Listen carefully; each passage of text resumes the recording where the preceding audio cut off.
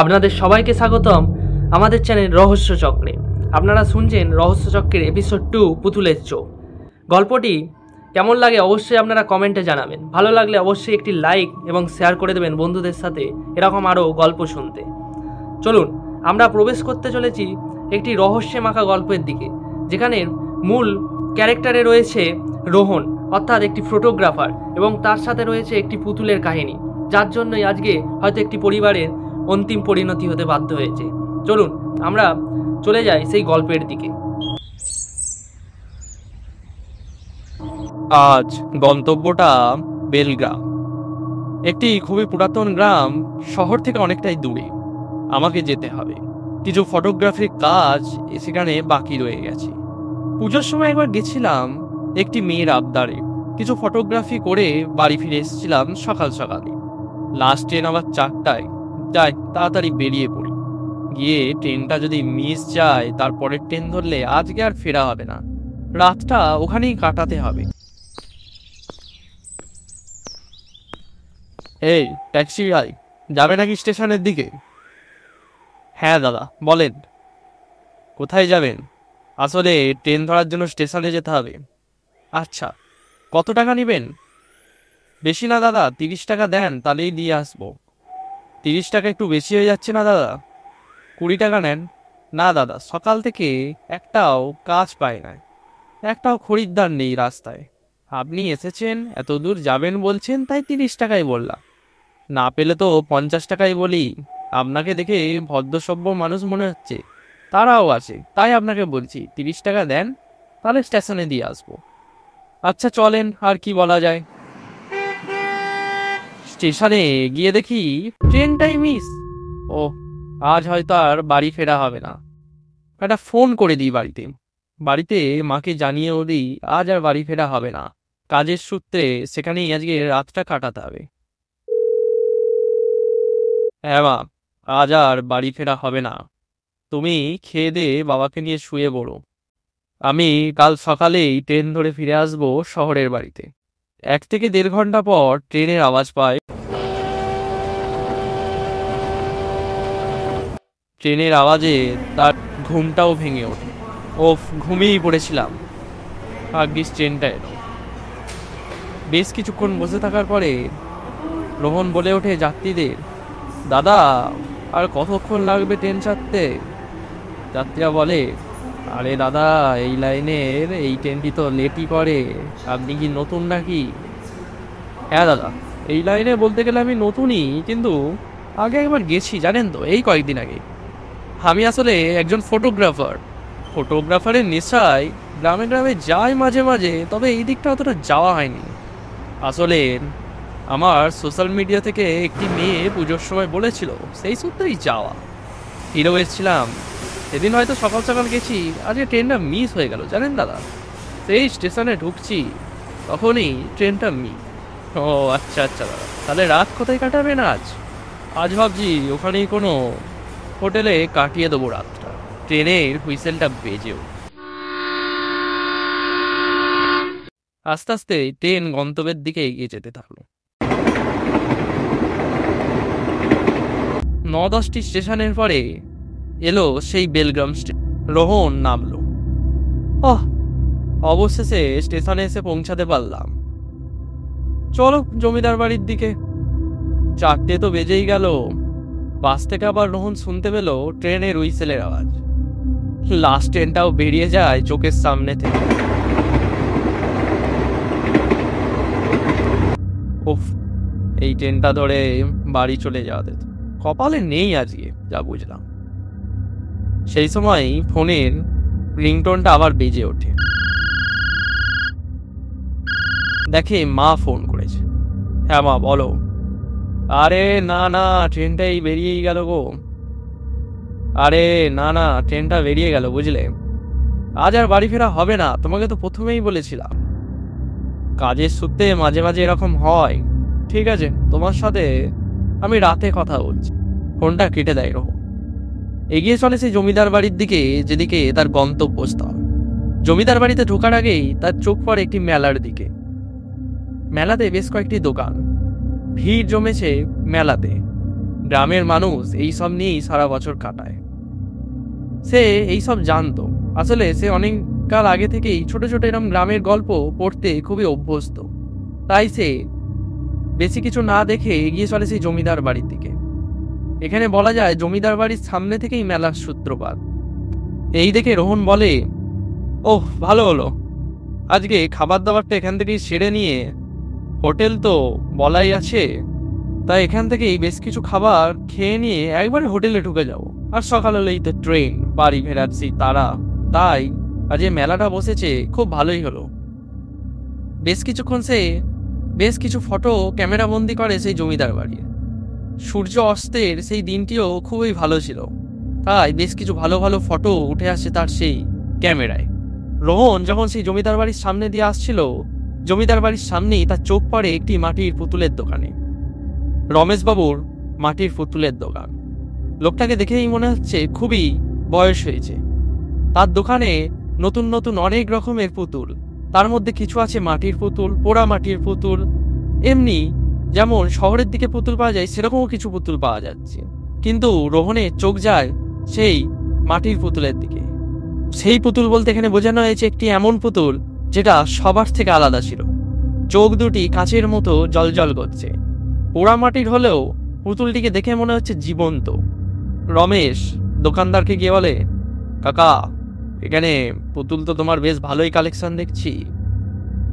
তখন দোকানদারটি বলে ওঠে, আরে বাবু এত ইংরেজি বলেন না, আমি এত কিছু বুঝি না। আপনি বাংলাতে বলেন না, কি কালেকশন ফালেকশন বলছেন, আমি তো কিছুই বুঝতে পারছি না। তখন একটা হাসি দেয় রোহন। আচ্ছা আচ্ছা ঠিক আছে, আমি বাংলাতেই বলছি। কাকা তোমার ওই পুতুলটির দাম কত গো? একটা আচমকা ভীত মুখ হয়ে যায় যেন সেই দোকানদারে। পুরোটা কুঁচকে সে বলে, বাবু আমি না এই এই এই পুতুলটা আপনাকে দিতে পারবো না, জানেন তো। এই থতমততা দেখে রোহন বলে ওঠে, আরে কাকা কি হয়েছে, আমি তো পুতুলটা আপনার থেকে কিনবো, তেমন হলে আপনাকে 20-30 টাকা বেশি দেবো। তখন দোকানদারটি বলে, বাবু বাবু আপনার কাছে আমি পুতুলটি দেবো না, আপনি শহর থেকে এসেছেন বাবু, বোঝেন একটু।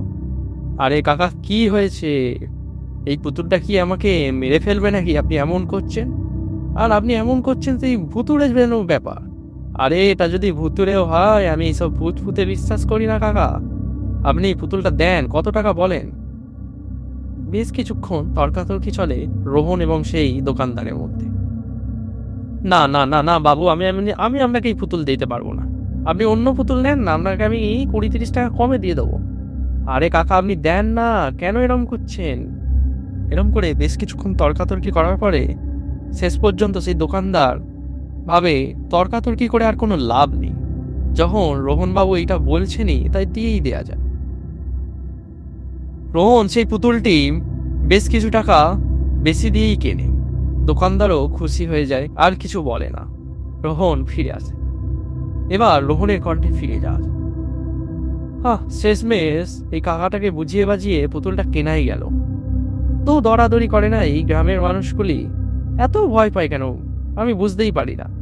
আরে এদের মধ্যে শহরের মানসিকতা আনা প্রয়োজন, ভূত ফুত বলে কিছু হয় না। চলো হোটেলের দিকে এবার ফিরে যাওয়া যাক একটা ভুতুড়ে কাহিনী। কি আপনাদেরও মনে হচ্ছে না গল্পটা এখানেই শেষ? না না না, গল্পটা এখনো বাকি আছে অনেক রহস্য উন্মোচনের ব্যবস্থা।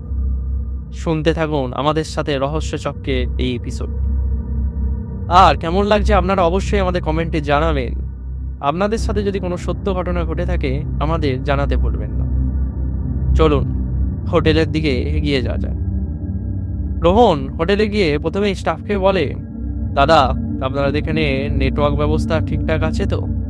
আরে হ্যাঁ দাদা, আপনি গ্রামে এসছেন বলে ভয় পাবেন না, এখন অনেক আধুনিক হয়েছে গ্রাম, আমাদের এখানে ওয়াইফাইয়ের ব্যবস্থা আছে। রাতে কোনো অসুবিধা হলে আপনি যদি ফোনে না পান আমাদের হোয়াটসঅ্যাপে কল দিয়েন, আমরা চলে যাব। রোহন একটা স্বস্তির নিঃশ্বাস পেল। যাক ভালো হয়েছে, আজকে একটা গল্প শুনতে শুনতেই ঘুমোনো যাবে। নেটওয়ার্ক তো এদের আসেনি, ওয়াইফাই বলছেন, ভালোই হলো। তাই রাতভীতি সে টিকিটটাও কেটে রাখে বাড়ি ফেরার জন্য। তারপরেই সে চলে যায় হোটেলের রুমের দিকে। স্টাফ বলে, দাদা রুমটা পছন্দ তো? আপনার ভয় পাওয়ার কোনো দরকার নেই, আমাদের হোটেলে কোনো রকম কিছু হয় না। রোহন বলে ওঠে, আরে দাদা, আমি এইসব ভুতুড়ে ফুতুড়ে কাহিনীতে বিশ্বাস করি না। আর আমার যদি তেমন কিছু অসুবিধা হয়, ধরুন কোনো শরীর খারাপ করছে বা কিছু করছে, আমি আপনাকে কল দিয়ে দেব। তখন সেই স্টাফটি বলে, আচ্ছা। রোহন যেহেতু খেয়ে এসছিল, তার আর খিদে পায়নি। বোতলে জলটি ভরে এনেই সে শুয়ে পড়ে। ফোনেতে সে একটি ভূতের গল্প চালিয়েই শুয়ে পড়ে। তারপরেই চালু হয় আসল কাহিনী। পুতুলটিকে সে ব্যাগ থেকে রেখেছিল তার পাশেই। রোহনের কণ্ঠে বলা যায়, পুতুলটা তো কিনেই আনলাম, ব্যাগের ভেতরেই থাকবে, না টেবিলের ওপরেই রেখে দিই, কাল সকালে যাওয়ার আগে ব্যাগে পুড়ে নেব, নাহলে আবার খারাপ খারাপ হয়ে যেতে পারে। পুতুলটিকে সে টেবিলের ওপরেই রেখে দেয়। পুতুলটার কিছু অংশ মাটি এবং কিছু অংশ বলা যায় যেমন বাচ্চারা পুতুল নিয়ে খেলে না, ওই রকম ধরনের ছিল। তাই সে খুব সাবধানবশত সেটি টেবিলে রাখে। না, এবার একটা ভুতুড়ে গল্প চালানোই যায়।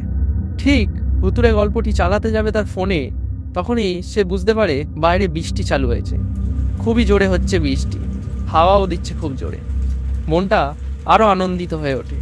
মনে হয়, বৃষ্টির দিন আর ভুতুড়ে গল্প, আজকে ঘুমটা বেশ ভালোই হবে। মাকে তো ফোন করাও হয়নি। সে আবার ফোন করে তার মাকে, কিন্তু ফোনে পায় না। সেখানে বলা হয় ফোন এখন সুইচ অফ। তাই আর সে বেশিক্ষণ সেইখানে মন দেয় না। সে ভাবে কাজে ঘুমিয়েই পড়ি, সকালে যাওয়ার আগে মাকে একবার কল দিয়ে দেব। সে ঘুমিয়েও পড়ে। ঘটনার সূত্রপাত হয় ঠিক রাত 1টা থেকে। রাত 1টার সময় হোটেলে নিচের তলা সেই ঘড়িটি বেজে ওঠে বেশ কিছুবার। হঠাৎই ঘুমটা ভেঙে যায়। সে একটা জিনিস লক্ষ্য করে, পাশের টেবিলে থাকা সেই পুতুলটি আর নেই। রোহনের কণ্ঠে আমরা ফিরে গিয়ে বলতে পারি, পুতুলটাকে তো আমি এখানেই রেখেছিলাম, গেল কোথায়? পুতুলেরও কি পা গজালো নাকি? আরে পুতুলটা এতগুলো টাকা দিয়ে কিনলাম, গেল কোথায়? বিড়াল ফিড়াল ঢুকেছে নাকি ঘরের মধ্যে? আর গ্রামের দিকে হোটেল হলেও কি হবে, বিড়াল ফিড়াল ঢুকতেই পারে, শহরে হলে তো এইসব হয় না। ঠিক রোহন পাটা নাবিয়ে বিছানা থেকে একটি পা তার পাফুসের উপরে ফেলে।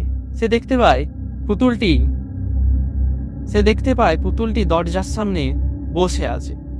মাটির পুতুল কি করে ওখানে যেতে পারে? তার মনে একটা খটকা দেয়, আরে পুতুলটা এরম দরজার সামনেই কে রাখলো? সে তৎক্ষণাৎ হোটেলের স্টাফকে ফোন দেয়। হ্যালো হ্যালো দাদা, এই ঘরটাতে কি বিড়াল ফিড়াল বা ইঁদুর আছে নাকি? না না দাদা, আমাদের হোটেলে এরকম কিছু নেই। আপনিই প্রথমবার ফোন করে এরকম বলছেন, আমরা রোজ পরিষ্কার করি এই হোটেল। আরে দাদা, আপনি জানেন আমি যে পুতুলটা কিনে এনেছিলাম? কোন পুতুলের কথা বলছেন দাদা? আপনাকে তো দেখানোই হয়নি। আচ্ছা, কাল যাওয়ার আগে আপনাকে দেখিয়ে দেবো। সেই পুতুলটি মনে হয় পা গজিয়েছে জানেন। কোথায়? আমি টেবিলে রেখেছিলাম, সেটি চলে গেছে দরজার সামনে। ভাবা যায়। আচ্ছা ছাড়েন দাদা, জল লাগলে রাতে ফোন করব, বুঝলেন? আচ্ছা দাদা, কোনো অসুবিধা নেই, আমি নিচেই আছি, আরো বেশ কয়েকজন আছে, আপনি জল লাগলে অবশ্যই আমাকে ফোন করেন। আচ্ছা দাদা, শুভরাত্রি। হ্যাঁ দাদা, শুভরাত্রি। যখনই ফোনটা রেখে রোহন ঘুমোতে যাবে, তখনই সে দেখে অদ্ভুতভাবে সেই কাঁচের চোখগুলি পরিণত হয়েছে রক্ত মাখা চোখে সেই পুতুলে। মুখেতেই হঠাৎ অস্পষ্টভাবে সে দেখতে পায় সেই অন্ধকারে রক্তের ছাপ। রক্তগুলো দেখে মনে হচ্ছে এইমাত্র যেন কিছু খেয়েছে পুতুলটি। একটু আতঙ্কিত হয়, তারপরে ভাবে হয়তো কোনো বিড়াল ফিড়ালি ঢুকেছে, আর বিরক্ত করব না, চলো পুতুলটিকে আবার রাখা যাক। পুতুলটিকে এবার সে রাখে তার বিছানার পাশেই, তার বালিশে দেখে। যেই ঘুমাবে তখনই সে শুনতে পায়, কিরে, আমাকে তোর মনে রাখবি না? কিরে, চোখগুলো বন্ধ করছিস কেন? চোখ খুলে রাখ, নাহলে আমি তোর মধ্যে চলে যাব। সে হঠাৎই উঠে পড়ে বসে। সে দেখে সেই পুতুলটিকে যেভাবে সে শুয়েছিল সেইভাবে সে নেই, পুতুলটি হাওয়ায় ভাসছে। এবার যেন আতঙ্কটা একটু বেশি হয়ে যায়। তার যে ভুল, যে ভূত প্রেত বলে কিছু হয় না, সেটা যেন সেই মুহূর্তে তার মন থেকে উড়ে যায়।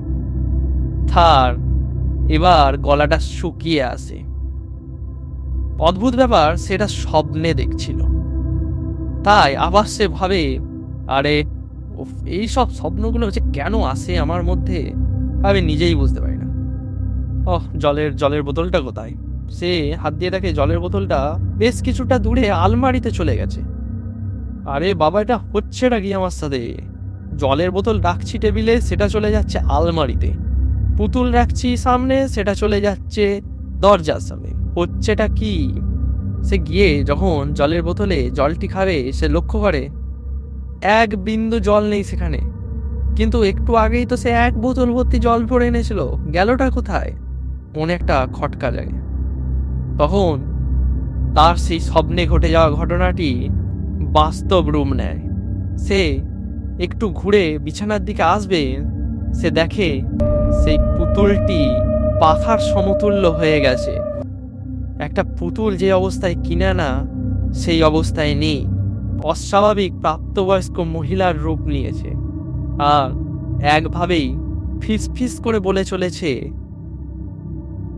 চোখ বুঝিস না, তুই তো আমার দিকে তাকিয়েছিস, এবার যে আমি তোর আর তুই যে আমার। এক চিৎকারে সে সেখানেই অজ্ঞান হয়ে যায়।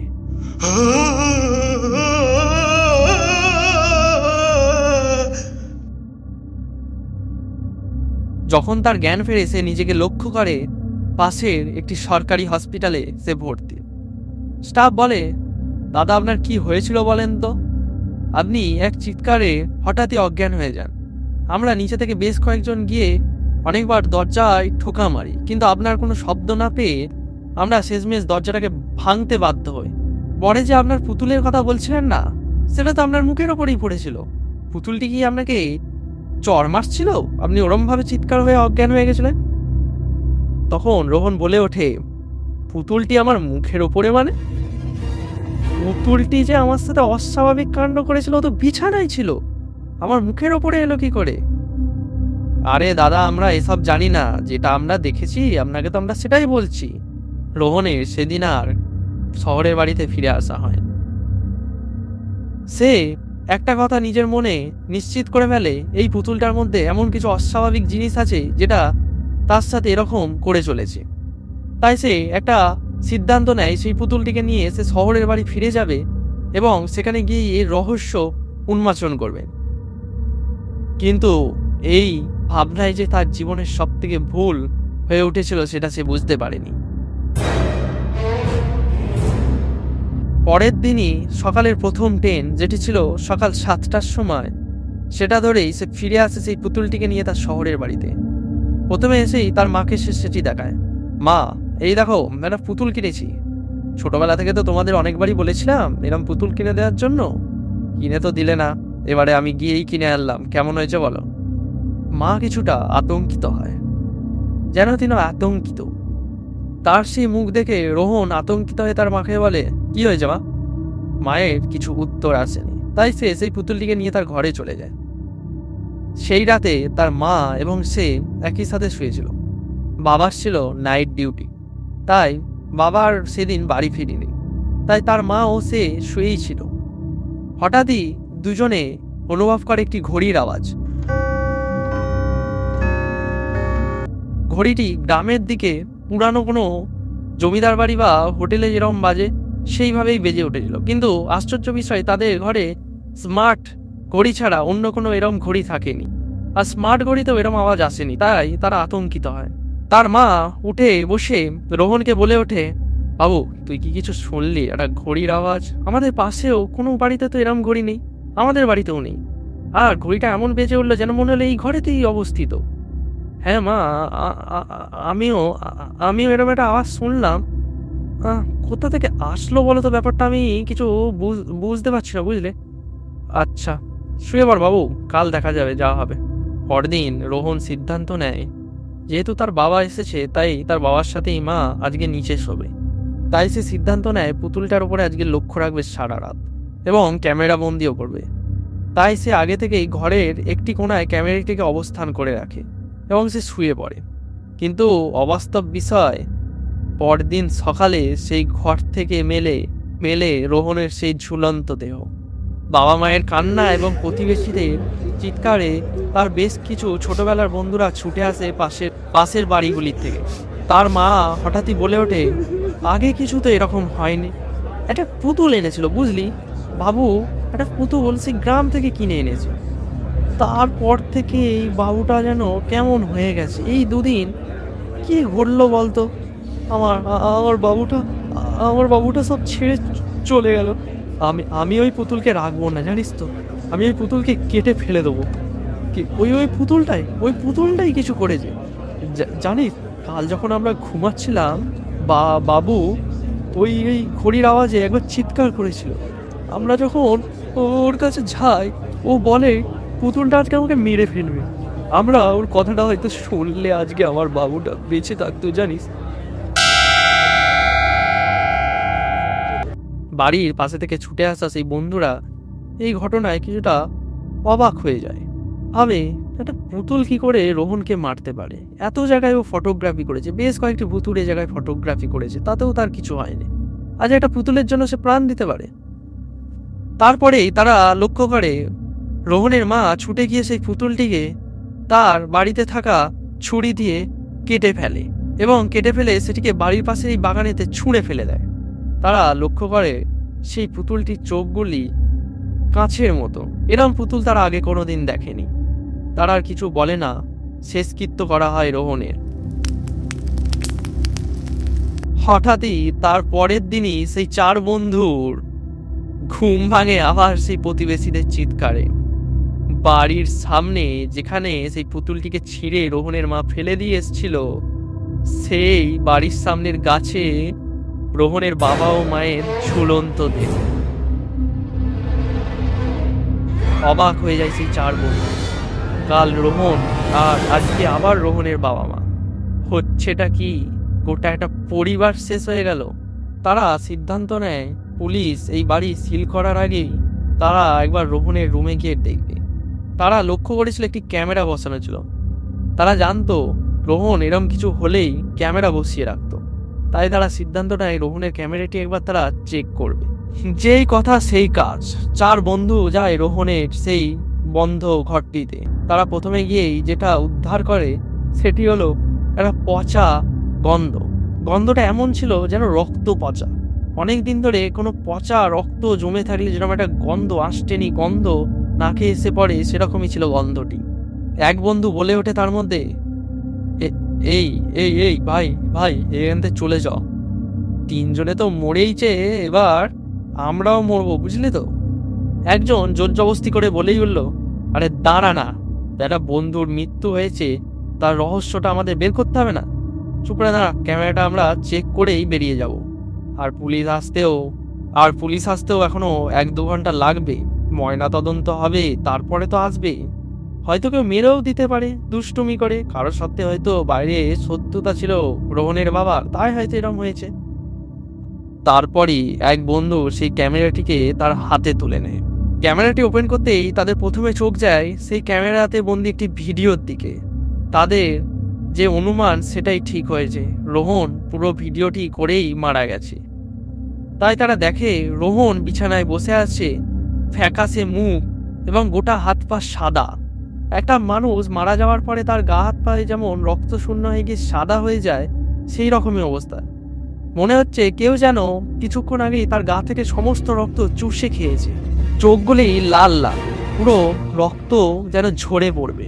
চোখগুলো বাইরে বেরিয়ে এসছে ড্যাবড়া ড্যাবড়া হয়ে, আর ফিস ফিস করে যেন কিছু বলেই চলেছে। ক্যামেরাতে সেই শব্দ শোনা যাচ্ছে না। ঠিক মিনিট 5 হবে। ওইরম ভাবেই বসে থাকতে থাকতে হঠাৎ তার পেছনে যেন একটি ছায়ামূর্তির আবির্ভাব হয়। ছায়ামূর্তিটি এটি বাচ্চার না, বরঞ্চ একটি 19-20 বছরের মেয়ের যেমন হওয়া উচিত সেরকমই অর্ধনগ্ন অবস্থায় তার পিছনে দাঁড়িয়ে আছে এবং স্পষ্টতই তার আওয়াজটা বোঝা যায়। আমি তো এসেছি, আজ যে তুই আমার, আমি যে তোর। তুই তো আমার দিকে তাকিয়েছিলিস, তাই তো আমি আজকে তোকে নিতে এসেছি। বেশি দেরি হয়ে গেলে যে তোর বাবা মা তোকে দেবে না আমাকে। এই কথাটা শুনেই ক্যামেরাটা হাত থেকে পড়ে যায় সেই বন্ধুর। পরে আবার সেই ক্যামেরাটাকে তারা তুলে ধরে, কিন্তু তুলে ধরতে হঠাৎই ক্যামেরা বন্ধ হয়ে যায় আর অস্বাভাবিকভাবে ক্যামেরায় যেন রক্তের ছিটে দেখা যায়। তারা এতক্ষণ একটি জিনিস লক্ষ্য করেনি, সেটা হলো সেই কাটা পুতুলটি সেখানেই ছিল। তারা সেটি যখন দেখে তারা অবাক হয়ে যায়, কারণ কালকেই কাকিমা সেই পুতুলটিকে ফেলে দিয়ে এসেছিল সেই বাগানে, যেখান থেকে আজকে তাদের দেহ উদ্ধার করা হয়েছে। পুতুলটির মুখে ছিল একটি অস্বাভাবিক হাসি এবং চোখ দুটি বড় বড়, আর সেই পুতুলটি বলে চলেছে, আমার দিকে তাকিয়ে এখানেই চোখ বন্ধ করবি না, তোদেরও মৃত্যু হবে, তোদেরও মৃত্যু হবে। সেই মুহূর্তেই সেই 4 জন বন্ধু সেখান থেকে ছুটে পালিয়ে আসে। তারপরে হয়তো পুলিশ সেই ঘরটিকে সিল করে এবং গোটা বাড়িটাকেই সিল করে দিয়ে যায়। আজ পর্যন্ত সেখানে ঢোকার সাহস গোটা প্রতিবেশীদের আর কারো হয়নি। আজও রহস্যটা সেই লুকিয়েই আছে সেই বাড়ির মধ্যে। 4 বন্ধু আজ পর্যন্ত সেই রহস্য উদ্ঘাটন করতে পারল না। তাদের মনে কোথাও হলেও একটা খটকা রয়ে যায়, বন্ধুর মৃত্যুর রহস্য আজও তাদের কাছে অধরা। বলতে গেলে তাদের কাছে আর সাহসে মেলায়নি, কারণ কে কার মৃত্যু চায়? রোহন হয়তো তার মৃত্যুকেই ডেকে এনেছিল তার বাড়িতে, তাই হয়তো তার আজকে এই মৃত্যু এবং একটি গোটা জলজ্যান্ত পরিবারের শেষ পরিণতি হয়েছে। গল্পটা এখানেই শেষ হয়ে যায় একটা রহস্যমাখা ইতিহাস নিয়ে। আজও সেই পুতুলটি পড়ে আছে রোহনের বিছানায়, পড়ে আছে সেই ক্যামেরাটি। সবকিছু থাকলেও সেই বাড়িটার মধ্যে শুধু পড়ে আছে একটা নীরবতা। বাড়িটির দিকে এখনো কোনো প্রতিবেশী গেলে বেশ কিছুক্ষণ দাঁড়ায় না। সেই বাড়িটির পাশ দিয়ে যত তাড়াতাড়ি পারে তারা সেই বাড়িটির পাশ দিয়েই পেরিয়ে চলে। গল্পটি এখানেই আমরা শেষ করলাম। আপনাদের কেমন লাগলো অবশ্যই আমাদের কমেন্টে জানাবেন। পরবর্তী ঘটনার জন্য আপনাদের অপেক্ষা করতে হবে আগামী রবিবার পর্যন্ত। আপনাদের সাথে যদি কোনো ঘটে যাওয়া সত্য ঘটনা আপনারা আমাদের চ্যানেলে শেয়ার করতে চান, অবশ্যই আমাকে ফেসবুক বা ইনস্টাগ্রামে মেসেজ করে আপনাদের ঘটনা পাঠাতে পারেন। আমরা সেই ঘটনা আমাদের চ্যানেলে তুলে ধরব। আজকের মতো আসি, সবাইকে শুভ রাত্রি।